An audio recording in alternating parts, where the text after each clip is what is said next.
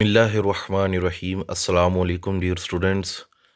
आज हम part 1 biology chapter 6 का जो टॉपिक पढ़ने जा रहे हैं वो है बैक्टीरियल सेल स्ट्रक्चर में the cell envelope. My dear students, this is a very very important lecture of the day. ये एज अ लॉन्ग क्वेश्चन भी आता है और इसमें शॉर्ट क्वेश्चन भी मौजूद है और MCQs भी अवेलेबल है। So let's start the topic, the cell envelope. The cell envelope, जो सेल इन्वेलप है ये होता क्या है? Collectively complexes of layer external to the cell protoplasm. My dear students, collectively मजमूई तौर पर ये जो सेल इन्वेलप है ये लेयर्स का मजमूआ है जो कि मौजूद होता है एक्सटर्नल, बाहर की तरफ सेल प्रोटोप्लाज्म के। सेल प्रोटोप्लाज्म के बाहर की तरफ जो लेयर्स का मजमूआ है उसे हम सेल इन्वेलप कहते हैं। इसे हम सेल इन्वेलप कहते हैं।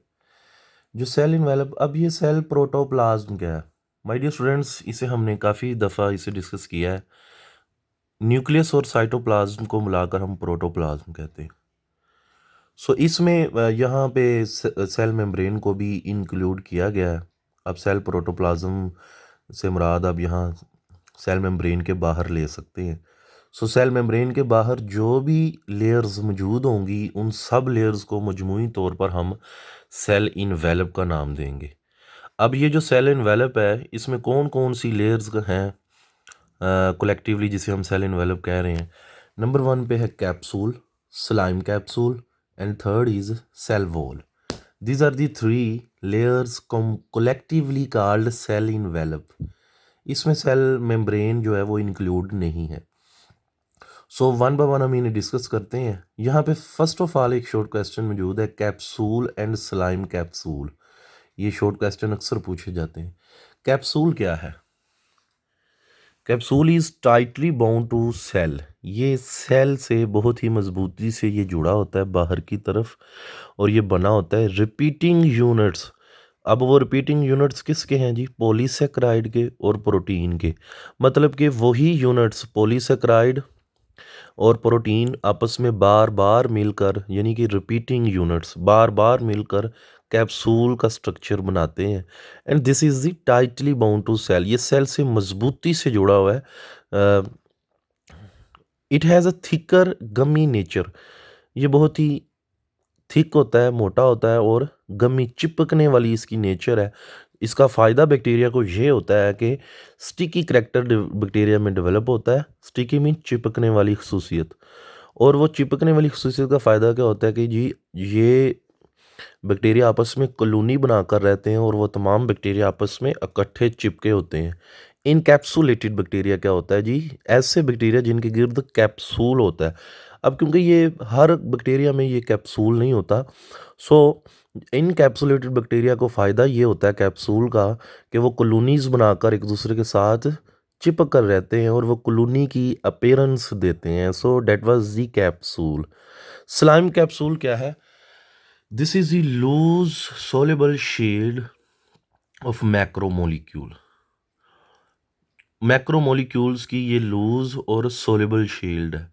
सोल्यूबल मतलब ये वाटर में ये सोल्यूबल हो जाती है। फॉर एग्जांपल ये बैक्टीरिया जब हमारे ब्लड में जाता है जिसमें स्लाइम कैप्सूल हो, सो बेटे ये शील्ड जो ब्लड होता है उसमें वाटर में डिज़ोल्व हो जाती है। इसका फ़ायदा क्या है? Provide greater pathogenicity.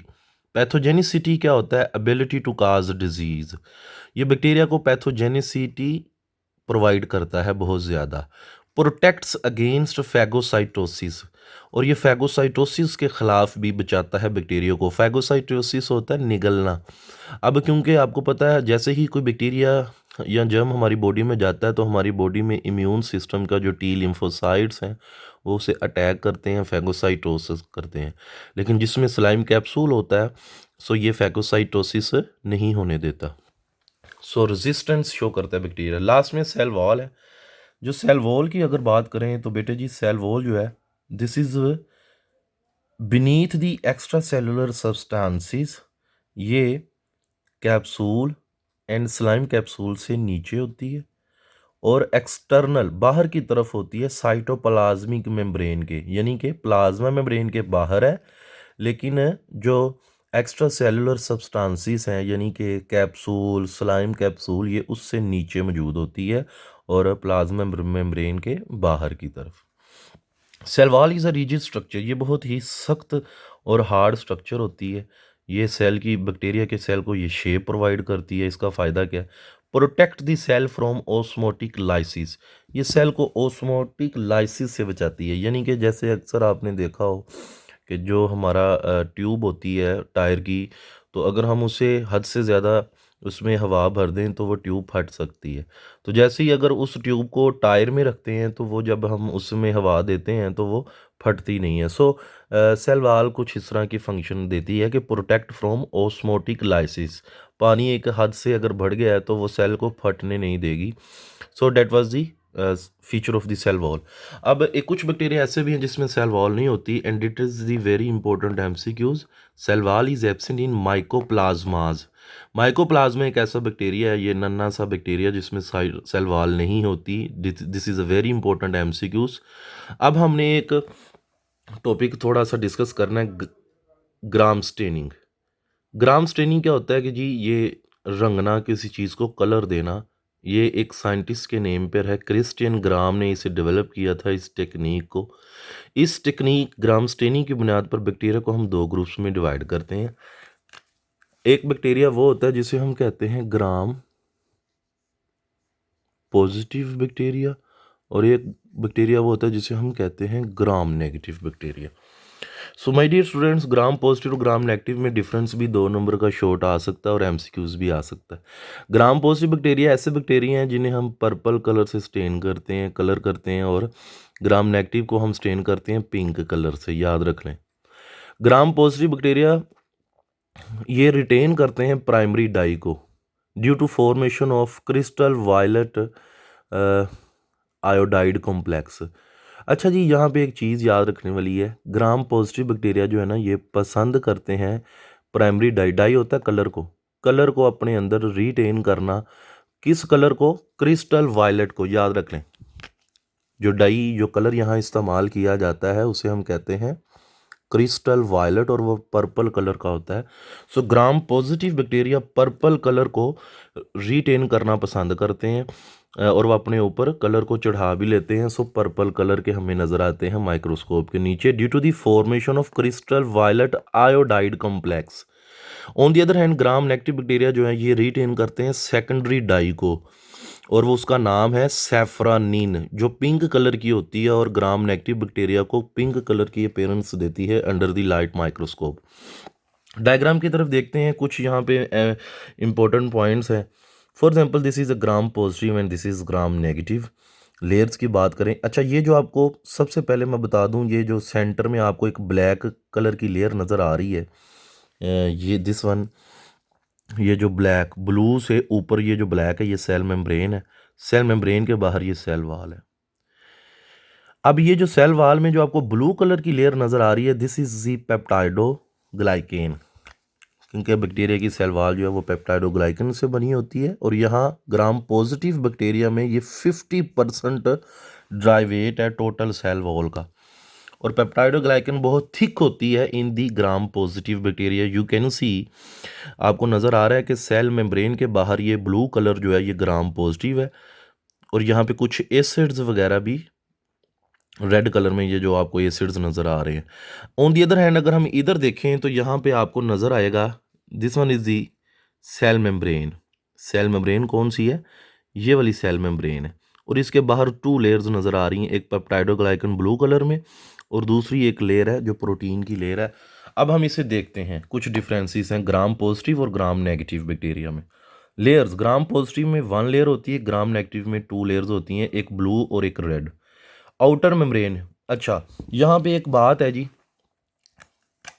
जो ग्राम पॉजिटिव है इसमें बाहर की तरफ सेल वाल के बाहर कोई मेम्ब्रेन नहीं होती, जबकि जो ग्राम नेगेटिव है इसके बाहर एक आउटर मेम्ब्रेन होती है, ये देख लें,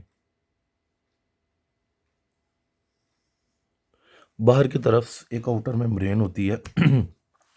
थिकनेस की बात करें तो आप देख रहे हैं पेप्टाइडोग्लाइकन इसमें बहुत ज़्यादा थिक है और वो तकरीबन 20 to 80 नैनोमीटर थिक होती है। इंपॉर्टेंट एमसीक्यूज़ है। और ग्राम नेगेटिव में इसकी थिकनेस है 8 to 12। पहले ही पेरीप्लाज्मिक स्पेस याद रख लें जी, सेल मेम्ब्रेन और सेल वाल के दरमियान यहाँ पे आपको एक स्पेस नज़र आ रही है, ये देखिए, this one is the cell membrane and this one is the cell wall. ये सारी सेल वॉल है और ये क्या है, सेल मेम्ब्रेन। इसके दरमियान आपको ये स्पेस नज़र आ रही है। इस स्पेस को हम कहते हैं पेरीप्लाज्मिक स्पेस और ये ग्राम नेगेटिव बैक्टीरिया में होती है, जबकि आप देख लें ग्राम पॉजिटिव में ये स्पेस नहीं होती। ऑन दी अदर हैंड हम कंपोजिशन की बात करें तो सेल वाल की जो कंपोजिशन है बैक्टीरिया में वो पेप्टाइडोग्लाइकन यानी कि पेप्टाइडोग्लाइकन से ये बनी होती है। अदर कंपोनेंट्स भी होते हैं जैसे कि शुगर होती है, टी चोइक एसिड होता है, लाइपोपॉलीसेक्राइड होता है और लाइपोप्रोटीन, ये इसकी कंपोजिशन में शामिल है। और जैसे कि मैंने बताया है कि माइकोप्लाज्मा एक ऐसा बैक्टीरिया है जिसमें सेल वॉल जो है वो नहीं होती। और कुछ बैक्टीरिया ऐसे भी हैं जैसे कि आर्कियो बैक्टीरिया जो कि पेप्टाइडोग्लाइकन से नहीं बनी होते, वो उनकी जो है ना वो प्रोटीन वगैरह से, कार्बोहाइड्रेट्स वगैरह से सेल वॉल बनी होती है। So that was the topic of the day my dear students. ये बहुत ही एक इम्पोर्टेंट लेक्चर है, ये लॉन्ग क्वेश्चन के तौर पर आता है। आई होप आपको ये समझ आ गया हो। Thank you very much. अल्लाह हाफिज़।